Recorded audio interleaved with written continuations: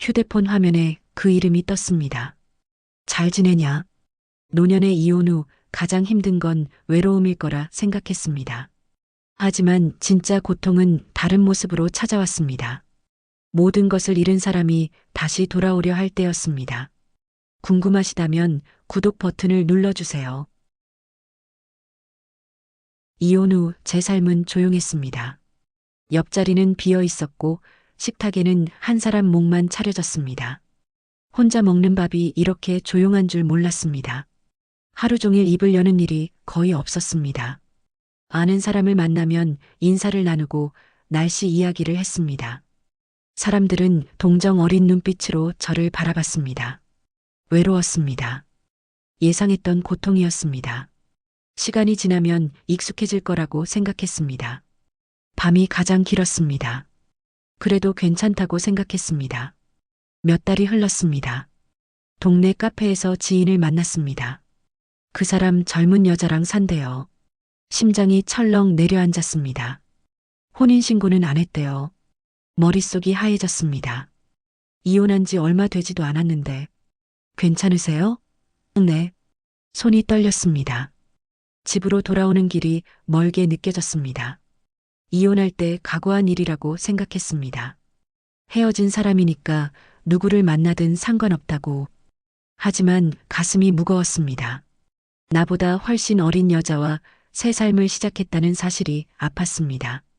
시간이 지나면서 더 많은 이야기들이 들려왔습니다. 그 사람이 그 여자에게 모든 것을 내주고 있다는 소식이었습니다. 통장을 다 넘겼대요. 집 명의도 바꿨다던데. 노후 자금까지 몽땅 줬다면서요? 사람들은 혀를 찼습니다. 평생 일해서 모은 돈이었습니다. 가족을 위해 참고 견디며 모았던 것들이었습니다. 그런데 그 모든 것을 한 사람에게 다 주고 있다니 믿기지 않았습니다.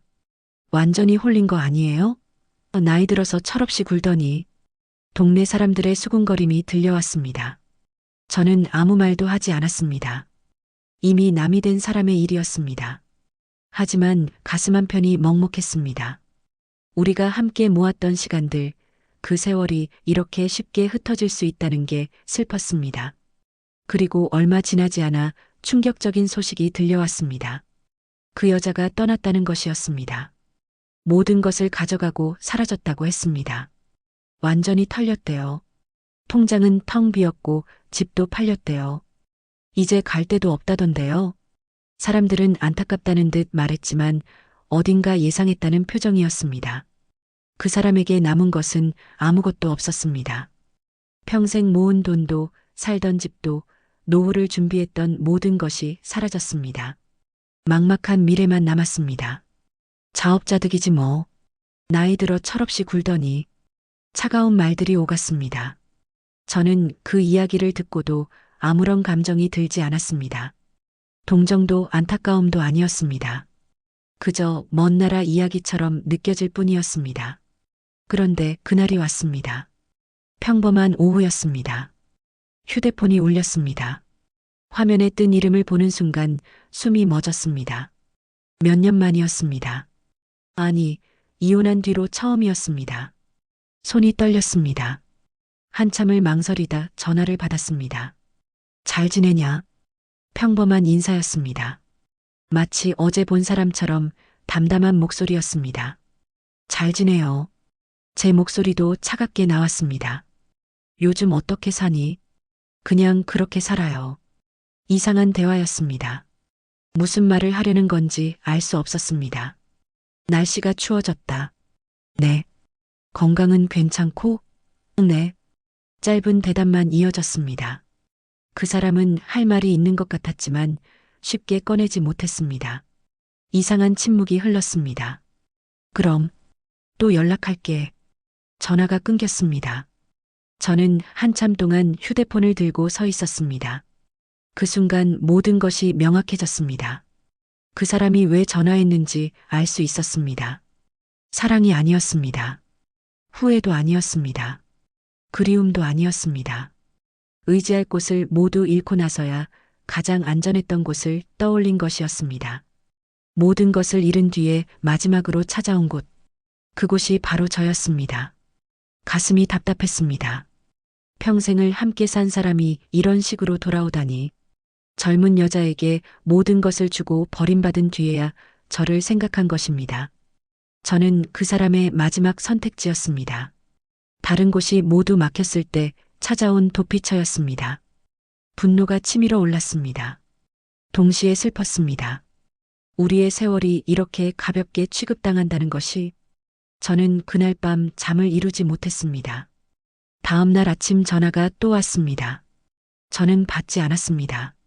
소문은 빠르게 퍼졌습니다. 그 사람이 저에게 전화했다는 이야기를. 다시 만나려나 봐요. 외롭긴 하시겠죠. 사람들은 수군거렸습니다. 어떤 이들은 조심스럽게 조언했습니다. 그래도 오래 함께 산 사이잖아요. 이 나이에 혼자 사는 것도 힘드시죠? 한 번쯤은 용서해 줄 수도 있는 거 아닐까요? 결국 가족이잖아요. 동정 어린 시선들이었습니다. 그들은 제가 외롭다고 생각했습니다. 그 사람을 받아줄 거라고 예상했습니다. 하지만 그들은 몰랐습니다. 외로움보다 더 견디기 힘든 것이 있다는 걸. 그것은 바로 존엄을 잃는 것이었습니다. 누군가의 마지막 선택지가 되는 것. 다른 모든 것이 실패한 뒤에야 찾아오는 안전망이 되는 것. 그것은 사랑이 아니었습니다. 저는 조용히 고개를 저었습니다. 괜찮아요. 저는 이대로가 좋아요. 전화는 계속 왔습니다. 하루에 한 번씩, 때로는 두 번씩. 저는 받지 않았습니다. 문자도 왔습니다. 한 번만 만나자. 이야기 좀 하자. 미안하다. 하지만 저는 답하지 않았습니다. 어느 날 문 앞에 그 사람이 서 있었습니다. 초췌한 모습이었습니다. 부탁이다. 한 번만 이야기하자. 저는 문을 열지 않았습니다. 돌아가세요. 제발, 돌아가세요. 목소리는 단호했습니다. 그 사람은 한참을 서 있다가 결국 돌아갔습니다. 그날 밤 저는 스스로에게 다짐했습니다. 나는 그의 마지막 선택지가 아니라고. 나는 누군가의 안전망이 아니라고. 나는 내 인생의 주인으로 살겠다고. 외로움은 여전했습니다. 하지만 이제는 달랐습니다. 혼자 있어도 존엄은 지킬 수 있었습니다. 노년의 이혼은 끝이 아니었습니다. 누군가의 실패를 대신 책임지는 삶도 사랑이 아니었습니다. 이 이야기가 비슷한 시간을 건너고 있는 누군가에게 작은 용기가 되길 바랍니다. 당신은 누군가의 선택지가 아닙니다. 당신 인생의 주인은 당신입니다.